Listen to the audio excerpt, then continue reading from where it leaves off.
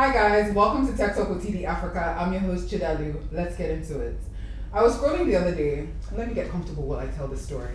I was scrolling the other day and what comes on my FYP? A story about how a guy has been saving videos of a child, granted a child star, on his Photos app. People came out, it was a whole trending topic. Why would you save this child's video? It's weird, it's strange. And although I agree, I think a conversation that needs to come out of this is how do we protect children from these weird, strange people online? Do we need to stop posting our children on social media? Social media has become so ingrained in our lives that it's unfair to expect parents not to post pictures of their children.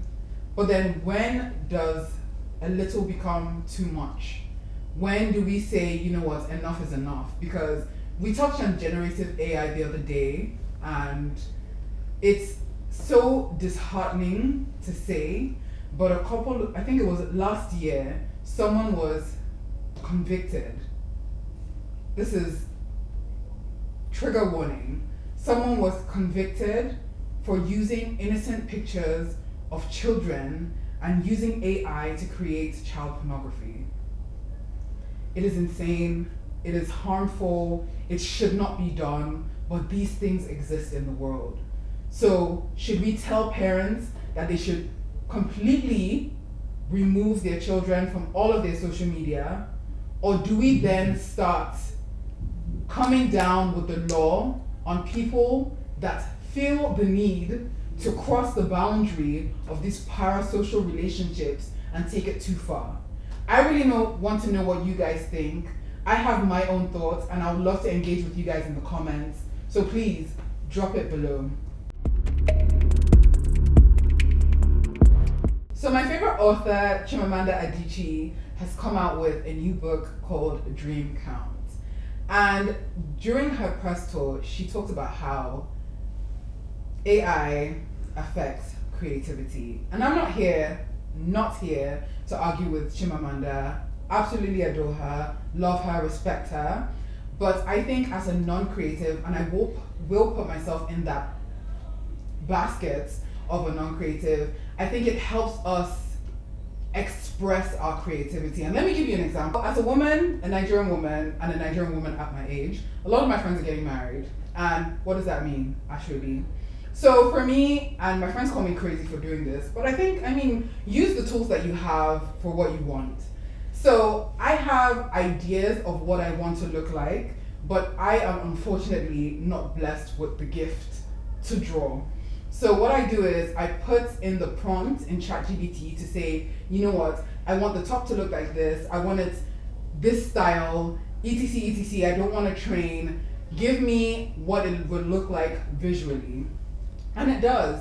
And 9 times out of 10, a designer will take it and be able to almost replicate what I originally had in my mind. And I wouldn't have been able to communicate that properly without the image. And this is something that I have done before, where you sit down with the designer, you explain what you want, and it just doesn't come off the way you imagined it would be. So I think AI helps us in that way to express our creativity with the help. And I don't know what you guys think. Maybe I'm just talking from a crazy perspective. Maybe I'm using AI not the way that they imagine AI to be used. So let me know what you think. Does AI help your creativity as a non-creative or as a creative? Because I know a lot of creatives will say that it's a slap in the face to do that. So yeah, I want to start the conversation. Let's see what you think. So since I started Tech Talk with TD Africa, my friends and family have been sending me different articles, different videos about tech trending news. And one of the ones that stuck out to me a bit that was sent to me last week was about Apple's glasses. And not because it's revolutionary, but because it reminded me of, one, the conversation we had a couple of weeks ago with Kagan Tech about wearable technology, but two, about a book that I read when I was in high school. It really stuck out to me again because that book was about computer chips in our mind. So essentially, and please correct me if I'm wrong, this was a story about how it was so normalized to have computer chips in your head. You could Google something by just thinking about it. You can connect with people again by just thinking about it. And to me, sitting in an English classroom years ago, that seemed absolutely insane. But nowadays, you find that implanted technology is, I wouldn't say the norm, but I think we will get there. Because me personally, I wouldn't mind something that is implanted in my arm that lets me open my house door, that lets me pay for things, and that lets me just make my life a lot easier.